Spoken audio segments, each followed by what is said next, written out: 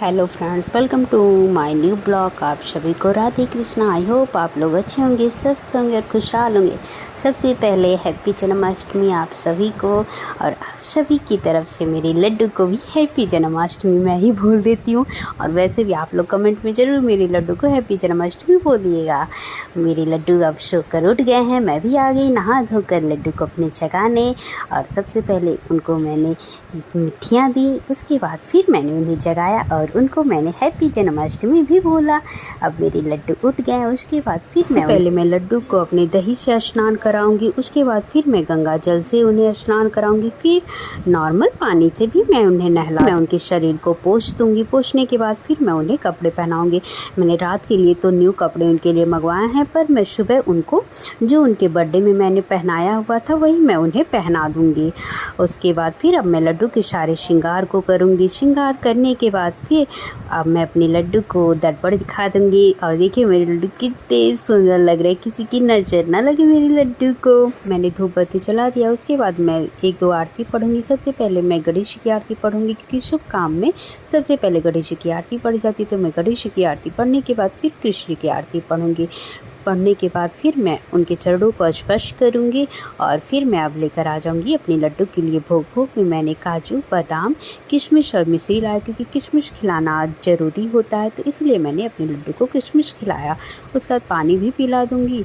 ये सब करने के बाद फिर मैं आ जाऊंगी गर्म पानी पीने। और मैंने अब मूँगफली का दाना भी भुनने के लिए कढ़ाई में रख दिया है गैस पर। फिर एक तरफ मैं चाय रख दूँगी। अब मेरा मूँगफली का दाना भुन चुका है। उसके बाद फिर मैं आ जाऊँगी अपने लड्डू को खिलाने।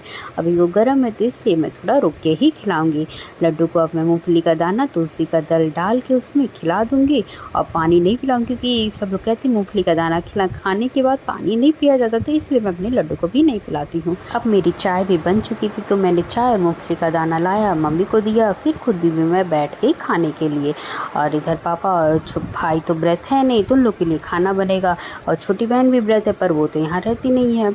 अब इधर मम्मी आ गई बाकला का दाल भिगाने के लिए। सबसे पहले उन्होंने उसको देखा कि कुछ पड़ा ना हो उसमें, तो फिर उन्होंने भिगा दिया। बोला कि शाम को इसकी पकौड़ी बन जाएगी, तो मैंने भी बोला ठीक है। और इधर मैंने सुबह ही आलू बॉयल करने के लिए रख दिया था, तो अब मेरा आलू बॉयल हो चुका है। तो मम्मी अब उसको जा रही हैं छीलने। बोली मैं छील कर रख दे रही हूँ, तुम सब्जी बना देना। तो मैंने बोला ठीक है। अब मैंने एक प्लेट में कुट्टू का आटा लिया, कल ही पापा लेकर आए थे, तो मैं उसको लूँगी।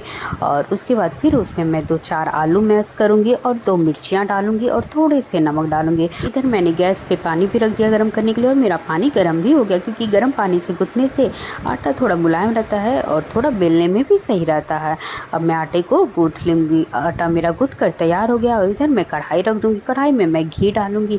घी में अब मैं पूड़ियों को बेल कर डालूँगी। अब मेरी पूड़ियाँ भी बन गई हैं।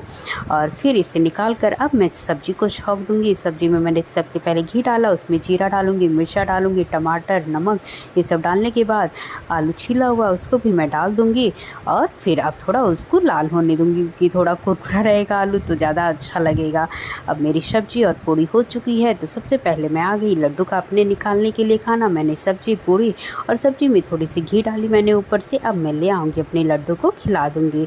तुलसी दल डाल के लड्डू मेरे अब खा चुके हैं। बीच बीच में मैं उन्हें पानी भी पिलाती रहूँगी। लड्डू को खिलाने के बाद फिर अब उनके सोने का भी टाइम हो रहा है इधर, क्योंकि लेट था, क्योंकि बीच में मैंने उन्हें मूँगफली का दाना खिलाया था, तो मैं सोची थोड़ा लेट ही खिलाऊँगी, क्योंकि अभी तो उनको भूख होगा नहीं।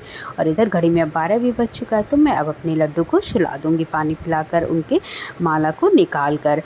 अब मेरे लड्डू सो चुके हैं। उसके बाद मैं भी आ जाऊँगी अपना खाने वाने। आप सभी को अगर ये मेरा ब्लॉग अच्छा लगा तो प्लीज़ लाइक, सब्सक्राइब, शेयर और कमेंट करना मत भूलिएगा। आप सभी को राधे कृष्णा। और हाँ, कमेंट में आप लोग ज़रूर मेरे लड्डू को जन्माष्टमी ज़रूर बोलिएगा। हैप्पी जन्माष्टमी आप सभी को मेरी तरफ से। Radhe Krishna, bye bye.